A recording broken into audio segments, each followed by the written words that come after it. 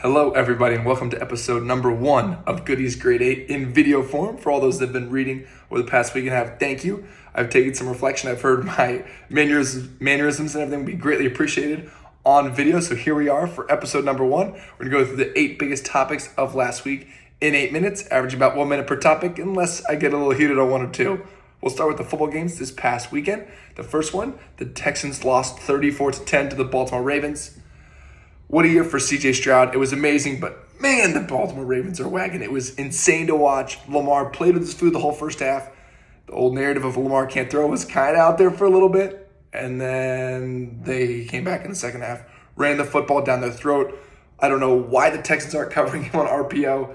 That's the one guy I have my mind on every time. I'd rather have them hand the ball off to Justice Hill or Gus Edwards or apparently Dalvin Cook, who's getting tweets on, who's all over Twitter now.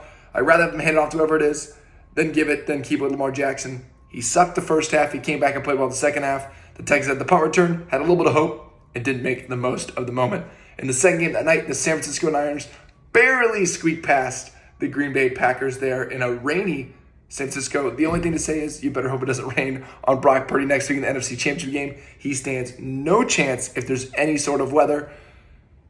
Christian McCaffrey is the real MVP of that team. He's the one that gets the ball. The team only runs through him. They lose Deebo Samuel. It's over. They have literally no hope or no faith, I should say, not hope. Faith in Brock Purdy. It goes through all the other weapons. That's their concern. For the Packers, what a year for Jordan Love. What a way to go down the stretch. Would I pay him $45 million now?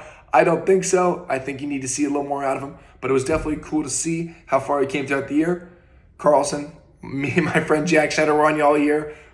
You weren't going to make the kick. It was a bad hold, whatever it was. That kick was never going through. I think even if it does, I'm not sure the Packers can hang on in overtime. But it was interesting to see them keep it close for so long. They took the ball first, just like I thought they were going to. Just thought they'd score a touchdown early to put a little more pressure on the Niners. Congrats to Kyle Shanahan for finally getting a comeback win. His second one against his old fellow partner, Matt LaFleur.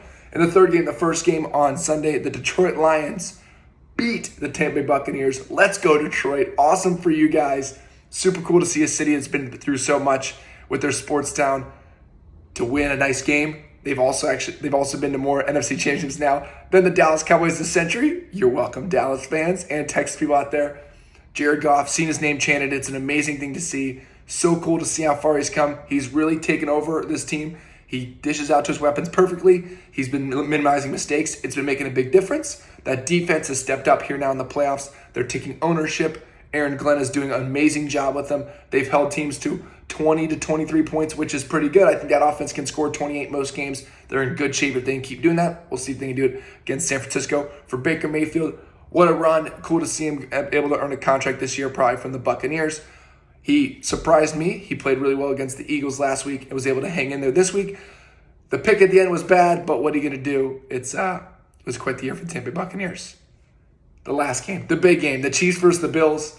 Oh, Buffalo, what are we going to do with you? One of these days, you won't have to play the Chiefs in the playoffs or the Bengals, and that'll be your chance. But for now, those two teams are still the thorn in your side. They played a good game, 3 75-yard touchdown drives. Josh Allen was more of a game manager this game. They did it the right way. They were able to run the football.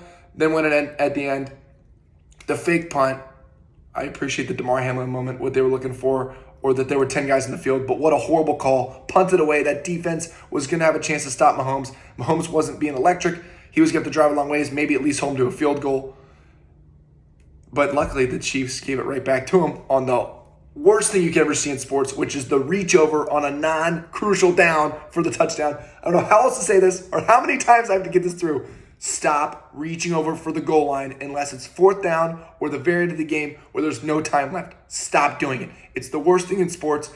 The tush push exists for a reason. These big guys can go run it in. Mahomes can throw it to the side. It was going to be second and goal at the 1 yard line. McCole Hardman, you had like 2 touches and 2 fumbles and 1 yard. Stop reaching for the goal line. It's the worst thing to see in sports. I can't handle watching it. The fumble to the end zone, it's a fine rule. Don't change it because it screwed over one team one time. It didn't even end up mattering in the game because the Chiefs won. But just stop reaching for the goal line unless you have to. It's the one advantage the defense has, and the offense players are being stupid by ever reaching across the goal line. Josh Allen, they tried to depend on at the end. Diggs dropped that deep ball. That was tough to see. That was definitely a catchable ball. He made a questionable decision on 2nd and 9. He got hit. Maybe it would have been touched if he didn't get hit. Who knows? He should have thrown it to Diggs underneath. Then 3rd and 9, I just don't like the play call. At least get it in better field goal range or have some 6-yard crossing routes, 7-yard crossing routes where you have a chance to get the first down. Mahomes can't be beaten. Death, taxes, and Mahomes in the AFC Championship game. That's what's happening every time. So far, only Burrow and Brady have beat him in the playoffs. We'll see if Lamar can add his name to the list of people to beat him. In the facts that weren't about, or the info that wasn't about, the topics that aren't about the 4 games this weekend. Mike McCarthy, he's staying with the Dallas Cowboys. I'm not sure I agree with the decision. It seems like bad mojo over there. The team fell apart. We got Micah Parsons' brother saying he's not going to be a Cowboy. You're going to miss him when he's gone. We have Dak's brother saying that the Cowboys are hurting him or whatever. It's a toxic environment. They need to restart there. I don't think McCarthy was the right answer to keep people going, but here we are. He's coming back, and I think the Cowboys are going to be a similar spot, if not worse, if they get this Dak contract and run out of cap space. If CeeDee Lamb comes back and he's getting paid now, will they pay Micah? They're going to run out of money, and Dak's getting paid like one of the best players, and he's not even on the top 3 or 4 in his own team. The Steelers keep Mike Tomlin. Okay, I guess that's what you're doing. I think it's great news for the Bengals because the Steelers are the definition of mediocrity. They'll win 8 to 10 games.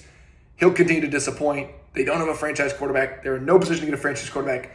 They need to either suck and get a good quarterback, or they need to go pick up a good one. There's no real good ones in the market unless Kirk Cousins comes there, which I don't think he will. He'll probably stay in Minnesota or go to Atlanta.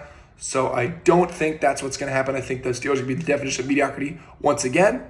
And that's just the way it's going to be. Great news for the Bengals because they'll be in good shape next year. Maybe they can actually beat Mason Rudolph for once.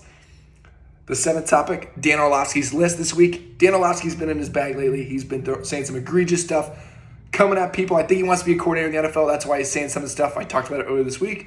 But the list, we have to go over his top 5 quarterbacks in the playoffs. And when Lamar 1, Allen 2, Mahomes 3, Baker 4, Jordan Love 5, well, 3 of the 5 lost, and the other 2 are MVPs, and they were 1 and 3. So I don't know how that list ever gets out there. I don't know how this guy considers himself a QB guru.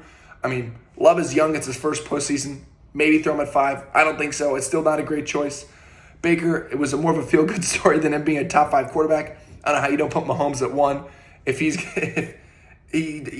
always in the AFC Championship. I don't know how he's not at 1. Lamar finally wins his 2nd playoff game, so he's number 1. And unfortunately, Josh Allen just continues to disappoint, not get to win the playoffs. And I don't know how you ever rank him ahead of Mahomes in anything. I actually don't know how you rank him ahead of Burrow either, since Burrow's the only one that can beat Mahomes. But we can save that more for the offseason. Then the last one, the topic that was kind of funny this week was watching Jay Gruden and Robert Griffin III go back and forth on social media.